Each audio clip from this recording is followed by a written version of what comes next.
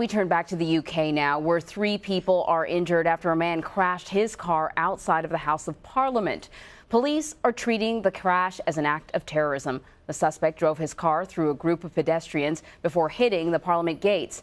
A man has been arrested, and police say the driver is in his late 20s. 3 people were injured. None of them faced life-threatening injuries, though, and that is lucky. So joining us now from Paris is counterterrorism expert and retired senior British military officer Mikey Kay. Thank you so much for joining us. So let's start off by we have some video of how things unfolded. Can you explain to us what we're seeing in this video? Hi, Anne-Marie. Yeah, I think what's really important to begin with is just to sort of situate ourselves. That camera shot is actually a camera on top of the roof, and it's looking north. So while the River Thames runs east-west through London, this part of the River Thames actually is south-north, and that's where the Houses of Parliament actually sit. So the camera angle that you're looking at is looking to the north. You've got the Houses of Parliament on the right-hand side, and then to the right of that, which is just out of the shot, is the River Thames. But this area has been a real significant area of activity over the last couple of years. It's essentially the heart of the British democratic system, the Houses of Parliament, which have been there for hundreds of years. You've got Parliament Square just to the top left of the shot. That's where a lot of activists come, Greenpeace. There's a lot of people that protest against wars for obvious reasons. It's where the members of Parliament all congregate. And then just to the left of that shot, outside of the shot, is Westminster Abbey. That's where Prince William and Kate got married. So you can imagine that this is a serious confluence of tourists. So while the Houses of Parliament may be in recession, there's a lot of people around this area. To the north of the shot, that leads up Whitehall. And then Whitehall, it's a road in London where you've got the Foreign Commonwealth Office on the left-hand side, and you've got the Ministry of Defence on the right-hand side. And I don't know if you recall, viewers might recall that in April last year, in 2017, that's where a suspect was found who actually turned out to be someone that had travelled to Afghanistan to help with making bombs. He had 3 knives on him and was apprehended. And then to the right of the shot, behind the Houses of Parliament, in March of 22nd last year, 2017, that's where over 50 people were injured and 5 were killed by a car ramming attack. So a very significant area when it comes to identifying historically these type of incidents that we saw this morning.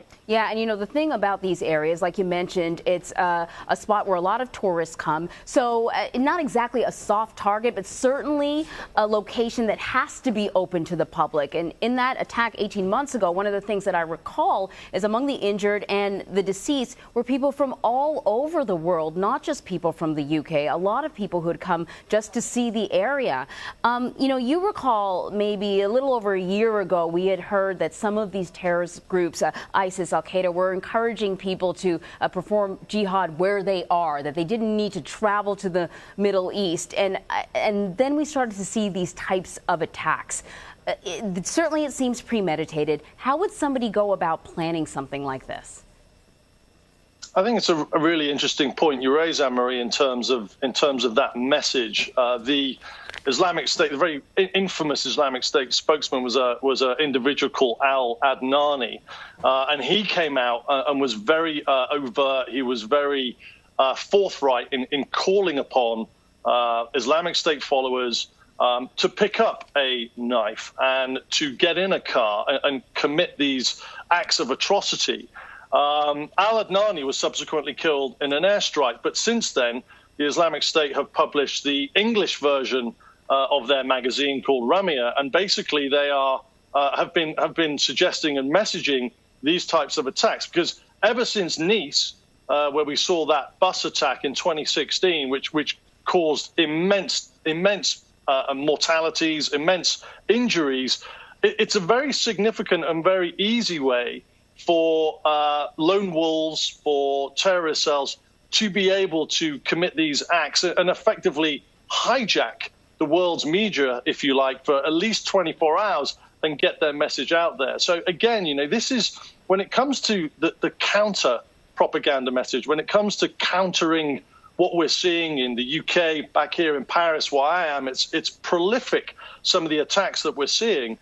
We've really got to think outside the box in terms of what our foreign policy is and how we're going after the Islamic State in places like Iraq and Syria. Clearly, the message is still getting out. But what I think is important to notice is that while the Met Police are treating this as a terrorism investigation, we still don't know the full facts. We still don't know what the motive is. And I think, if this does play out to be a terrorist attack, and all the indications are there, but if the Metropolitan Police do find motives in their subsequent investigation, it was a very basic attack. It was, we've seen attacks in the past, London Bridge, for example, where it's not just a van used to ram people. The perpetrators got out and then started trying to stab people. We've also seen an explosive called triacetone triperoxide, TATP. That's an explosive, a very volatile explosive that was used in the Manchester bombing, that was used in the Brussels attacks and the Paris attacks, which doesn't contain nitrogen, so it makes it really hard for authorities to detect it. That's the type of sophistication that we've seen in these attacks. If it plays out this morning that what we saw was indeed a lone wolf attack, then it will have been a very basic example of what we've seen over the last couple of years. Yeah, definitely true. And hopefully the new barriers that were put in place have made all the difference in this case. Mikey Kay, thank you so much for your insight and some context here. Thanks, Marie.